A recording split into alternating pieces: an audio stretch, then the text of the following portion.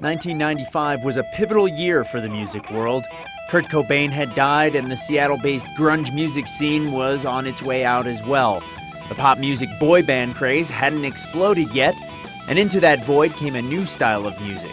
Soulful but not sappy, rocking but without grunge's rough edges. This is where we wanted to be. And down the road on Jefferson, you find steamers close by. And you see Mark and Steve Ring, tell them Jeff and I both said I. From Cincinnati, Ohio, a band stepped into that void, offering their own style that would soon take them to #1. 10 years later, Blessid Union of Souls has ridden the all-too-familiar roller coaster of success, from packed stadiums to nearly empty clubs, record contracts signed to record labels gone bad. No, I could just kick myself. 2005 brought a new lineup, a new attitude, and a new CD called Perception from the band. Featuring songs like I Still Believe in Love and Redemption, it's clear that Blessid Union isn't done yet. So much has happened and so much has changed, but then again I guess it's more of the same, and we have got only ourselves to blame. I think of what life will be like years from now. I hope things get better, but I can't see how, when all of the lines that we cross can't be found. Nowhere. But I still believe.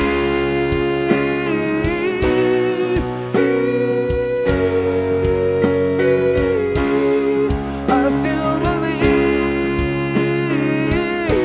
in love. Yes, I still believe. I had a cover band that was traveling around and needed a new singer and keyboard player to join the band. So I got with Elliot, and he came out and actually could find my house in Ohio. It was about 45 minutes from where he lived, and nobody seemed to ever be able to find it. He found it, so that was a plus. I thought, okay, he's in the band. We joined up just like that. Went on the road playing covers all over the place, and that was how we got started. Mama, life had just begun. So I've always had originals. It was just like, do you get a day job or do you play in a cover band? So we had a cover band for that. With the songwriting elements in place, Jeff and Elliot began spending more time in the studio. We decided to stay home and write a lot of music. So we quit doing the cover band thing, except for like a summer job we took at this establishment. And we would go to the studio every Tuesday and Thursday, because I had a little demo studio. And then, so we're on a schedule now. So we're writing in that, and we started coming up with some different things. Sent demos out, didn't work out right away, kind of changed the sound and went a different direction and got a different producer. And so we just wrote songs until we get the right elements. Our first record company did everything in their power to not put out our first record. It sat on the shelf for a year and a half, and they wouldn't return our phone calls even after they sank $300,000 into it. And it was our previous manager that basically forced their hand to put the record out, because we just made up singles on our own, of I Believe, and started sending it to radio. Don't ask any questions and don't try to understand. You don't notice what's going on. You look at the reports and stuff and let you know that there's national airplay, but you really don't realize it because you're in a van, you're going from town to town, and you're driving around doing promotion, you're doing shows, you're doing whatever you can do, you're not sleeping. And you don't realize it until one day, I think we're on the highway in a van and we hear Casey Kasem's Countdown, and it was #1 that week. Now that's when it first hits, and you're like, holy shit. It's we're on that show for one, and two, it's #1. So it didn't feel like we had #1. You know, we couldn't eat, but we had #1. I believe. The day that I Believe went #1, we played a show in front of about 15 people, and #1 song in the country. The night before, we did 2 sold-out shows to a huge audience. That kind of explains the entire way our career's gone, for the length of our entire careers. Find a way. You start doing more shows, you get together with tours, you know, they put you on a tour bus, you're doing, you know, going overseas, you're going to Europe, and same thing, promotion stuff. What changes is the year after that, it really starts to catch up and you start getting paid because it takes a little while for that to funnel down.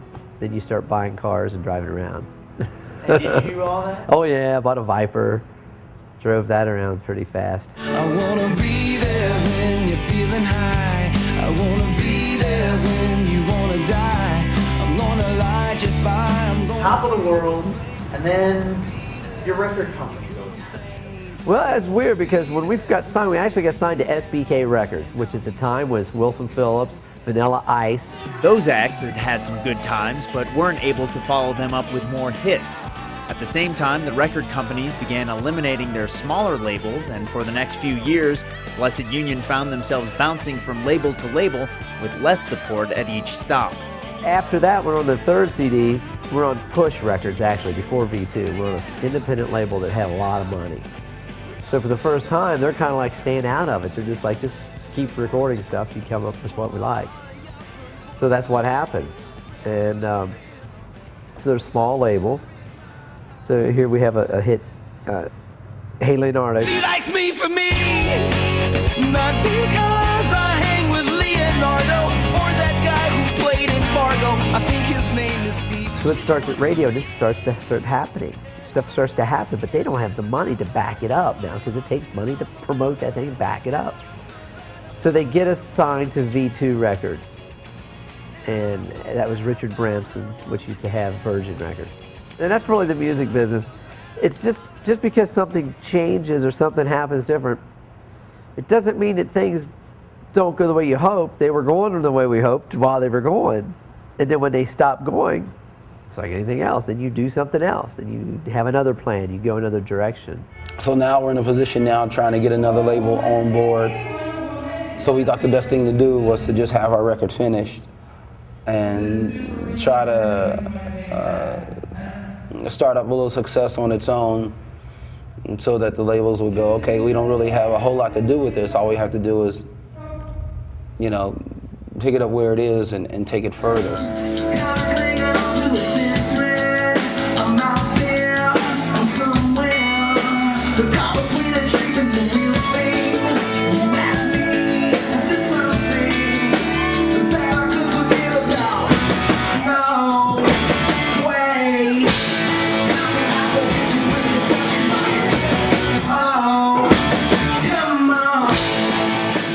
The ability to write songs and record songs and produce an album.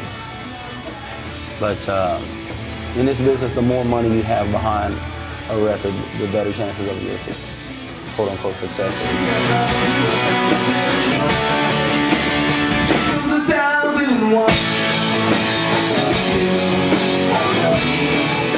Despite the corporate setbacks, the band never stopped working and never stopped thinking that a return to the top was just around the corner. Think this will make the band stronger in the long run?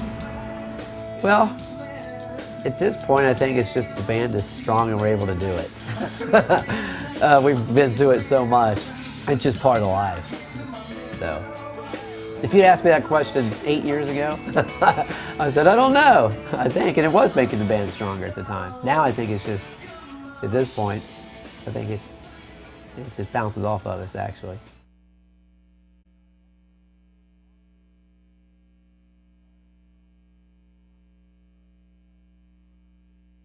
In the fall of 2005, with their self-produced CD Perception complete, Blessid Union headed out on the road. Just sit back and relax. Just sit back and let it happen. Enjoy the show.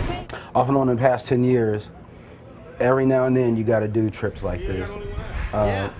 One time we played in Pittsburgh and Detroit the same day, then flew back to Ohio, then flew to California. And I mean, it was just crazy. Every now and then it's like that. I think the booking agents are putting blindfolds on and throwing darts at the map. But it's okay though. It's, you know, whatever we have to do, it's part of, you know, it's part of what we do. 1 2 1 2 1 2 1 2 1 2. A call between a dream and the real thing. You ask me if this is something that I could forget about.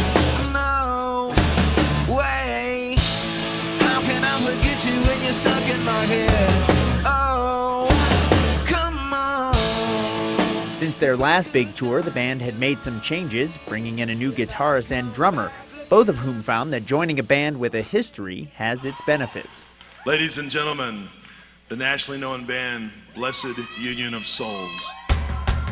It's probably been, not to sound all cheesy, but life-altering, maybe, because it's get to travel and then get to do what you love to do on such a large level is pretty amazing, you know. First off, the traveling part, you're playing in totally different area, you know, like tonight we're playing in Tucson, tomorrow we're in Idaho, the next night we're in Las Vegas.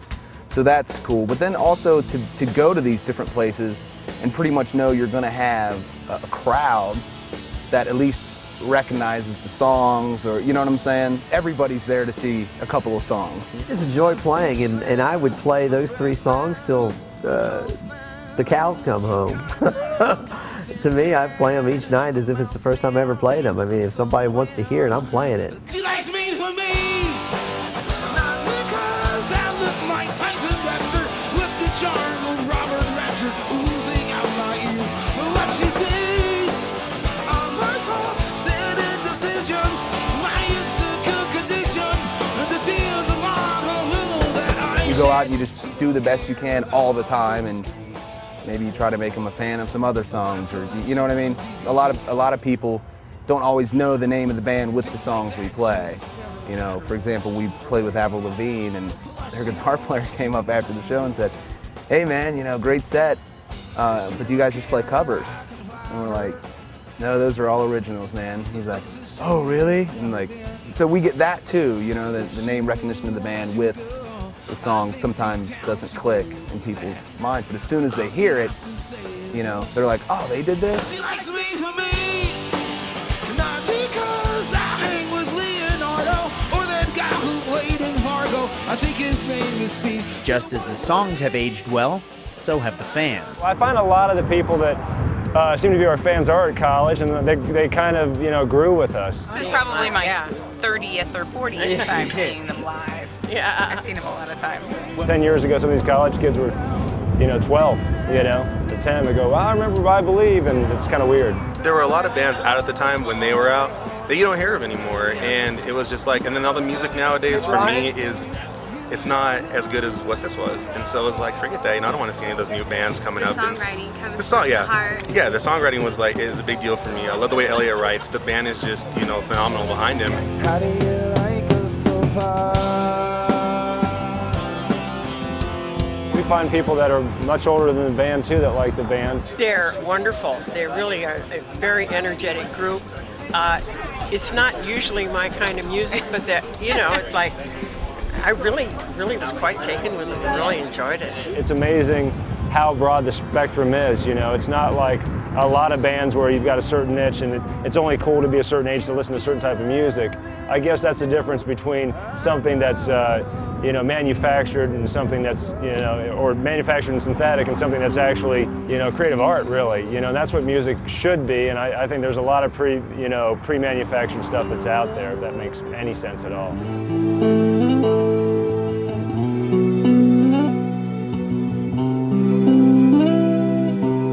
When a band plays in front of an audience that wants to see the band and gets into the show, I think there's a ton of electricity that's exchanged between the audience and the band, and you feed each other, you know?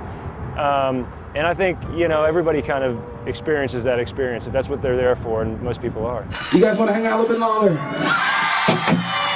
You want to play in front of a lot of people and make a lot of noise. That's the whole thing about playing live. We just thank you guys, man. You guys make this totally worth it. She likes me for me. You see somebody sing along with something that you've done, it's kind of, you know, feels really good. When the band was at its highest point, they were offered unexpected opportunities. So much of the promotional stuff we did at first it's all fast. But what was really good is we got to go on a tour with Mike and the Mechanics. And with that, you're talking about the guys that started Genesis. So Michael Rutherford, you know, we go out to first we go to a football game, soccer game to us. And I get to walk across the field with Mike and the Mechanics with my Blessid Union coat on. Now, where would I ever in my wildest dream think I'd walk across the pitch, they call it, in Manchester, England? It's awesome. So that was, I've never thought, you dream it, you might go play on a stage in England, you dream of that, or the Royal Albert Hall or something, but you don't think you're ever going to go across the field of a soccer game. I mean, you just don't, that's not possible. When you first get into it and things are happening, going your way, you can lose yourself into thinking, wow, I'm really that good. And the music is there, and God willing, it'll stay there. But then as time goes on and you see other bands that were, relatively big when we were first coming out, and there's been, like you said, a lot of bands that kind of like fell to the wayside, and other acts have emerged. Nothing against those other acts, but it is the climate of the business, in the sense of, it just happens. It's the music business, and you just try to do things to sustain yourself. You really you can't predict it. You really can't predict it, and you can't. It's hard to foresee when you first get into it too, because you think, oh wow, this is it. I'm going to be around forever. But in the back of your mind, that's not true either. But you basically just remember why you did it in the first place, and hopefully that's enough to keep things going. I know it didn't change me, because I never thought of myself as a rock star or any better than anybody else. When I meet other bands and other artists that haven't gotten as far as we have, it could be easily switched around. I always realize that. The thing that got us there, and in some instances, it kind of maybe our downfall, in the sense that we don't think we're better than anybody else. We don't look at ourselves as stars, and I feel embarrassed when people think we are, and people call us that. And I never wanted to try to be any better than anybody else. I make up songs. And the songs that we've made up have gotten on the radio, and that just doesn't make you any better than anybody else or whatever. And we would just try to keep grounded with that. I also believe that there are some successes that God didn't want me to have, and that I'm glad I didn't have, because it's easy to turn into that person if you don't know who that person is until you get there. It's easy to turn into that person that's going after things that you shouldn't be going after.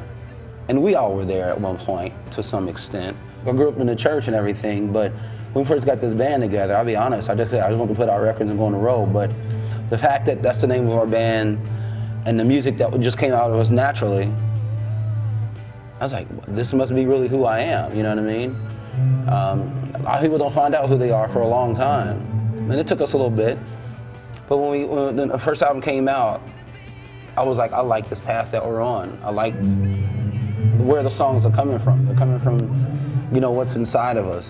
And what's inside of us, I believe, is mainly good. The band may have pulled their name from an episode of MASH, but there is some serious spirituality in what they do. At least for me, I think from the first time I plucked around on a piano, I grew up with one of those in the house, I realized that there was something else besides just me hitting a key that hits a hammer that makes a noise, that there was something else that was kind of driving that. I think music is very spiritual, and I think you find it in your heart and in your gut. And I know on stage sometimes there's times, just split seconds in a show sometimes, where something will just feel different. Like I just walked away from the rest of the world just for a second, and it got real quiet, and then it came back. But I think it's a very spiritual experience. I think writing is, I think any kind of art, whether you're a visual artist or you're a musician, you're an actor, I think you experience that kind of almost outer body experience when you practice your craft. You don't know where you're going, you don't know how to try. It may not be divine intervention, but there is a method to where Blessid Union's songs come from. I have a secret of how I write songs that I can't tell you. But there's a place that I go that separates myself from reality.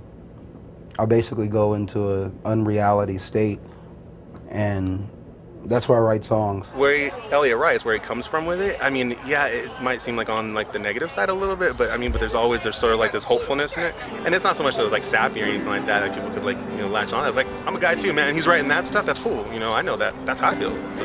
It's amazing. I mean, I look back at the first song I ever wrote when I was like 9. This was long before it was called songwriting. It was just, hey, I made up this song. Check this out. I think it sounds pretty good. You know what I mean? I didn't know I was a songwriter until somebody from the record company told me I was a songwriter. I just make up songs, and to hear something that I made up on the radio, it's amazing. I'm like, wow, I guess it was pretty good. You know what I mean? It's like, I can't believe it. They're actually playing something that I wrote on the radio, and there I am singing it. It's unfathomable, beautiful feeling of like just breaking through and thinking that something in your head sounds good, and you're thinking that your band is good enough to be on television or be on the radio. And watching the video for I Believe, I just stared at it. I was just in awe. I couldn't believe it. I was just so grateful, so thankful, and and that day, and I still stand by this, if we never made a penny or never put out another record, at least at that moment, at that time, that was ours, you know what I mean? And, that song has affected so many different people around the world, which is daunting too, getting emails and fan letters from Indonesia and Australia, places I've never been, people I've never met, lives I've never knew I would affect in that way. Those are like the added things that you don't even count on. As a musician, you start off thinking, man, I just want to put out records and go on the road. 2 goals, that's all I got. Put out records and go on the road. But there's like 1,000 other things that happen from that you can't even predict, and that's been the most humbling thing. Is it worth it? Yeah, absolutely. If we had 3 more gigs in 3 different time zones in the country, of course it's worth it. It's been worth it since day one. I mean, I've been doing this since as long as I can remember, and it's just part of it. You don't really, I think if you have to ask yourself, is it worth it, then it's not worth it, and then it's time to quit. It's starting to take a little bit of a physical toll. I don't know, actually I got a little second wind tonight, which we kind of do when some music starts.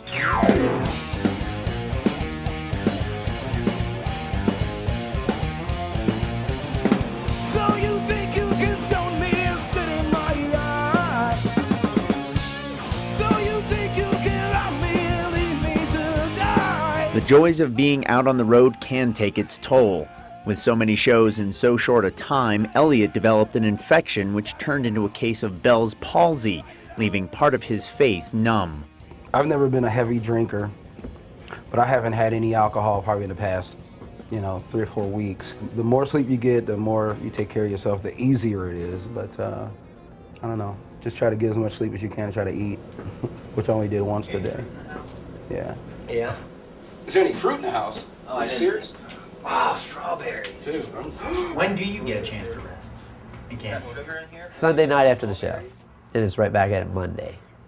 It's back at the studio, in the office, and stuff like that. So want to get some stuff together because gotta create, gotta keep creating. Bring out the Having been at the top, the band has some harsh words for today's artists. It just makes me sick that a lot of artists feel like, okay, I've gotten this far, now it's time to take my clothes off, or now it's time to show some midriff, or now it's time to be sexy. And if I have to, go back to being a security guard because I didn't want to be sexy to make it, because people hear with their eyes, including, the public and the music business, then fine. That's just not me. I don't want it that bad. You know what I mean? I never did. Yeah, grab a CD and take a listen. If it's not the new one, grab an old one. Grab the first one. Grab the second one. Just grab a CD and listen and see what you think. If you hate it, rather be hated than nonchalantly put away. And if you love it, get in. See if you find something we're doing musically that you'd like. It's nice to share. Bring out the wild side of me.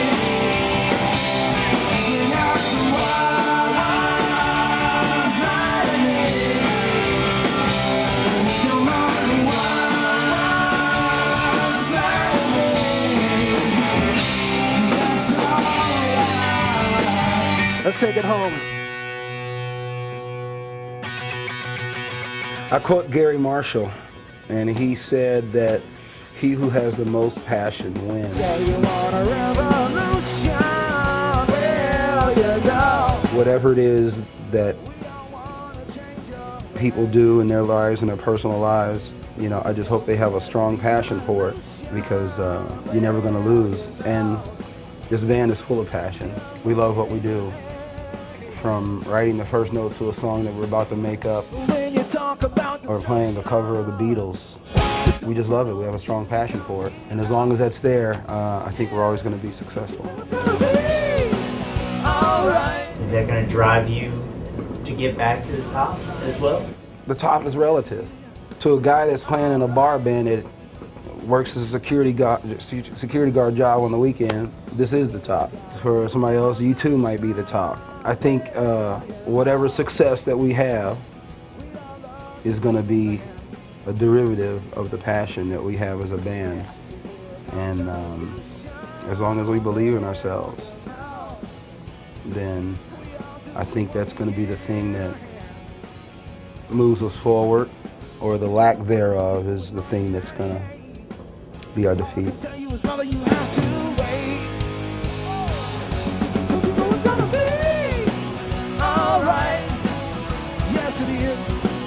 Alright, yes it is. Alright. Oh, it's gonna be alright, baby.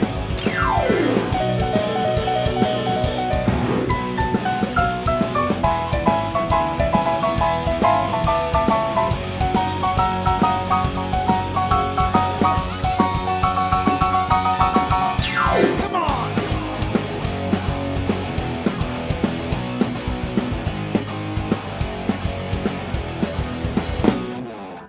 Walk blindly to the light and reach out for his hand. But don't ask any questions and don't try to understand. Open up your mind and then open up your heart, and you will see that you and me aren't very far apart. 'Cause I believe love is the answer. I believe love will find a way. Violence is